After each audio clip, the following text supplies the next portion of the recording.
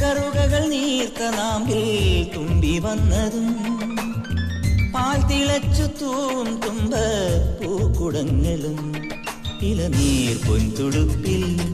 നിറയും തേൻ തണുപ്പും മുളയാൽ പാടിയെന്തോ പറയാൻ വെമ്പു വീണം മൺവഴികളിൽ മണം തന്നിടറിയ മഴ പൊൻവയലിലെ വെയിൽ മഞ്ഞലകളുമായി തൻ തണുകൊടു നിലാവൻ എഴുതിയ